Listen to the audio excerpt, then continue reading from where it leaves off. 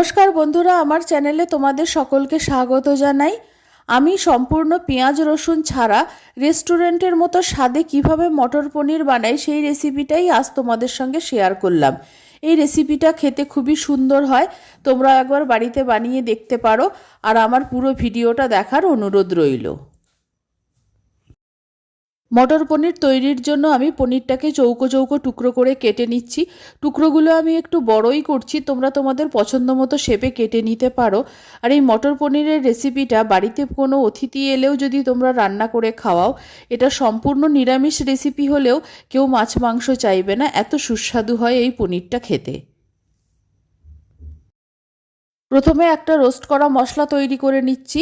6-7টা শুকনো লঙ্কা দিয়ে দিলাম, দারচিনির টুকরো, 2-3টে এলাচ, একটা তেজপাতা আর 1 টুকরো জয়িত্রী দিলাম, 1 চামচ গোটা ধনে দিলাম, 1 চামচ গোটা জিরে, 2 চামচ পোস্ত, 2 চামচ মগজদানা আর 8 থেকে 10টা গোটা কাজু একসঙ্গে কড়াইতে দিয়ে দিলাম।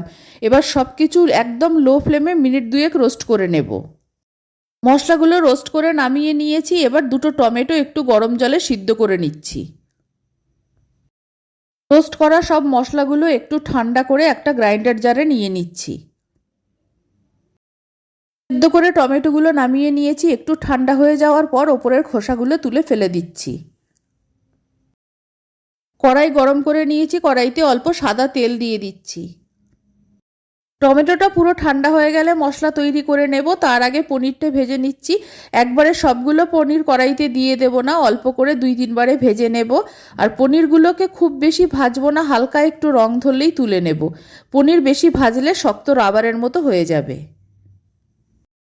পনিরগুলো নুন হলুদ ছাড়াই ভেজেছি। এই পনিরগুলো ভাজা হয়ে গেছে, তুলে নিচ্ছি। সব পনিরগুলোকে হালকা করে ভেজে তুলে নিয়েছি। রোস্ট করা মশলাগুলো একটা পাউডার তৈরি করে নিয়েছি। এবার সেদ্ধ করে রাখা টমেটোগুলো মশলার ওপর দিয়ে দিচ্ছি। অল্প জল দিয়ে একটা ফাইন পেস্ট তৈরি করে নেব। মশলাটা খুব সুন্দর পেস্ট হয়ে গেছে। এই মশলাটা দিয়েই আমি রান্নাটা করব, আর কোনো মশলা ব্যবহার করব না। পনির ভাজার তেলের মধ্যেই দিয়ে দিলাম একটা তেজপাতা ছিঁড়ে, 1 চামচ মতো সাদা জিরে আর অল্প একটু হিং। ফোড়নটা একটু ভেজে নেওয়ার পর টুকরো করে কেটে রাখা আলু দিয়ে দিলাম। আর আলুটা সম্পূর্ণ অপশনাল, তোমরা পছন্দ না করলে নাও দিতে পারো। আর যে কোনো রান্নায় ফোড়ন দেওয়ার পর ফোড়নের সঙ্গে আলুটা ভাজলে আলুর একটা আলাদা সুন্দর গন্ধ হয়। আমি এবার আলুটাকে লাল করে ভেজে নিচ্ছি। আলুটা ভালো মতো ভেজে নিয়েছি। এবার আলুর মধ্যে 1/2 চামচ আদা বাটা দিয়ে দিলাম।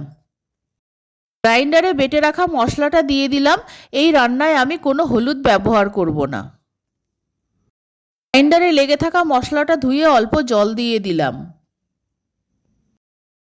আন্দাজ মতো নুন দিয়ে দিলাম। এবার ছাড়িয়ে রাখা মটরশুঁটিগুলো মশলার মধ্যে দিয়ে দিলাম। মটরশুঁটিগুলো মশলার সঙ্গে কষিয়ে নিলে মটরশুঁটিটা ভালো মতো সিদ্ধ হয়ে যাবে। যতক্ষণ না পর্যন্ত মশলার ওপর তেল ভেসে উঠছে মশলাটাকে কষাতে থাকতে হবে।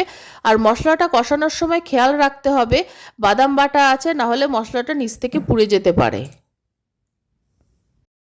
মশলার রংটা দেখে তোমরা বুঝতে পারছো মশলাটা কত সুন্দর কষানো হয়ে গেছে। মশলার ওপর খুব ভালোভাবে তেলও ভেসে উঠেছে। এবার আমি মশলাটার মধ্যে জল দিয়ে দেব। আমি গরম জল ব্যবহার করব। যে কোনো রান্নায় গরম জল ব্যবহার করলে রান্নার স্বাদটা আরও অনেক ভালো হয়। আর খুব বেশি জল এতে লাগবে না। আলু ভাজার সময় আর কষানোর সময় সেদ্ধ হয়ে গেছে, তাই অল্প পরিমাণেই জল দিলাম। যতটা পরিমাণ আমি গ্রেভি রাখবো তার থেকে একটু বেশি জল দিলাম। জলটা দেওয়ার পর একবার ভালো মতো নেড়ে দিয়েছিলাম, তারপর 5 মিনিট হাই ফ্লেমে ফুটিয়ে নিয়েছি। এবার ভেজে রাখা পনিরগুলো আমি দিয়ে দেব। পনিরগুলো দিয়ে দেওয়ার পর আরও 2-3 মিনিট হাই ফ্লেমে ফুটিয়ে নেব, তাহলেই রান্নাটা হয়ে যাবে। আমি সব পনিরগুলো দিয়ে দিচ্ছি।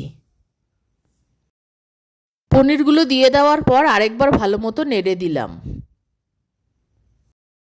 নিরামিষ রান্না 1 চামচ ঘি দিয়ে দিলাম। আর নুনটা ঠিক আছে আমি দেখে নিয়েছি।